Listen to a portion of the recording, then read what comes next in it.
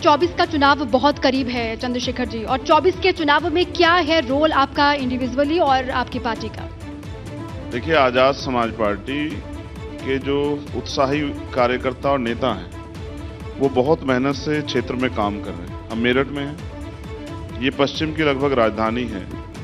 यहाँ पे भी हमारे नगर निगम के 3 पार्षद जीते। हमारी नई पार्टी है, पिछले 3 सालों में हमने मेहनत की है। हमारे ईमानदार संघर्षशील कार्यकर्ता चुनावी राजनीति को समझ पाए हैं। उन्होंने बूथ तक का संगठन तैयार किया है, सेक्टर, ब्लॉक, विधानसभा का संगठन तैयार किया है। मैं समझता हूँ चुनाव जीतने के लिए संगठन की बहुत जरूरत होती है। जब मैं गांव देहात में जाके समझाता हूँ तो मैं ऐसे कहता हूँ कि भाई अगर फसल आपने तैयार कर ली है तो वो घर तक आएगी कैसे? फसल के पीछे जब तक वो खेत में बहुत तमाम तरह की मुसीबतें हैं, जैसे प्राकृतिक मार हो जाए, ओला पड़ जाए, बारिश आ जाए, आंधी आ जाए, तूफान या चोरी हो जाए या कोई दुश्मन आग लगा दे, तो वो फसल सुरक्षित कैसे होगी, घर तक कैसे आएगी? उसके लिए चाहिए बूथ का संगठन जो उसको सही समय पे काटे, उठाए, बांधे और फिर बूथ तक लेके आए। तो हमने बूथ का संगठन तैयार किया। आप ये देखिएगा 2024 का तो बड़ा चुनाव है। इस चुनाव में भी हम लोग अपनी जो हिस्सेदारी है, भागीदारी, उसको बड़ी मजबूती से दिखाने का काम करेंगे आम चुनाव की तरह। कैसे करेंगे? अभी मैंने देखा जब इलेक्शंस हुए तो आप अखिलेश यादव जी के साथ दिखाई दिए, आप आरएलडी चीफ के साथ दिखाई दिए, आप गए मंच पर, आपने मंच शेयर किया और ये एक नया डेवलपमेंट था। इससे पहले भी उत्तर प्रदेश में जो विधानसभा चुनाव हुआ वो आपने लड़ा, बिहार विधानसभा चुनाव में भी आप सक्रिय रहे। फिर उसके अनुभव के बाद आपने तय किया कि आप समाजवादी पार्टी और आरएलडी के साथ। देखिए, मेरा लक्ष्य ये था कि जो शासन उत्तर प्रदेश में था 2007 से 22 तक, वो अच्छा शासन नहीं था।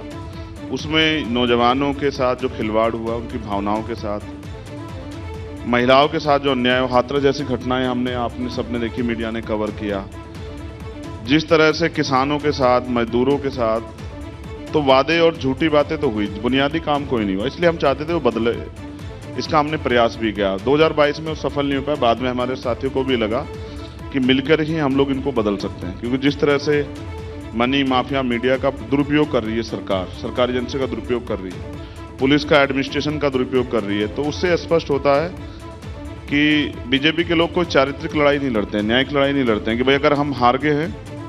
मैं इसका उदाहरण आपको मध्य प्रदेश पे दूंगा कि वहां नॉन बीजेपी गवर्नमेंट थी, जनता ने वोट देके बीजेपी के खिलाफ सरकार बनाई, लेकिन बीजेपी के लोगों ने क्या किया कि वो सरकार गिरा दी। इससे यह स्पष्ट होता है कि बीजेपी के लोग साम दाम दंड भेद के साथ सत्ता में रहना चाहते हैं, चाहे धोखा देके, झूठ बोल के और कोई मुसीबत करके। और पुलवामा का मामला आपके सामने है, पूर्व गवर्नर साहब उसको उठा रहे हैं, पुलवामा के मामले को जवाब बीजेपी दे नहीं पा रही है। तो इससे स्पष्ट होता है वो भी कहीं ना कहीं उसमें भी बहुत बड़ी कोई साजिश है, ये वो बात बार बार कह रहे हैं। तो मैं समझता हूँ बीजेपी की राजनीति, बीजेपी की सरकार जो है वो जनता के लिए अच्छी सरकार नहीं, इसलिए हम उसको बदलना चाहते हैं। इसके लिए हम जमीन पे काम कर रहे हैं। मुझे उम्मीद है इस बार जो ताकत हम लोग बनाएंगे उससे बीजेपी को रोकने में हम लोग उत्तर प्रदेश में कामयाब होंगे। अच्छा, अखिलेश यादव के साथ में पहले ये कहा गया चंद्रशेखर जी कि सब कुछ ठीक नहीं चल रहा है आपका। अभी सब कुछ ठीक है क्या? जो गलतफहमियां थी वो दूर हो गई है सारी? ठीक है। देखिए, मैं समझता हूँ अखिलेश यादव जी भी हमारी पार्टी को आगे थोड़ा ही बढ़ाएंगे। हमें तो अपनी पार्टी खुद ही आगे बढ़ाना पड़ेगा ना, ये तो सत्य है।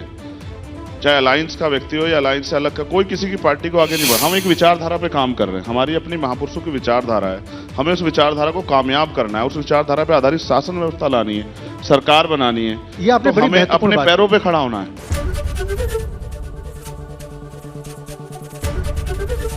एबीपी गंगा, खबर आपकी, जुबान आपकी।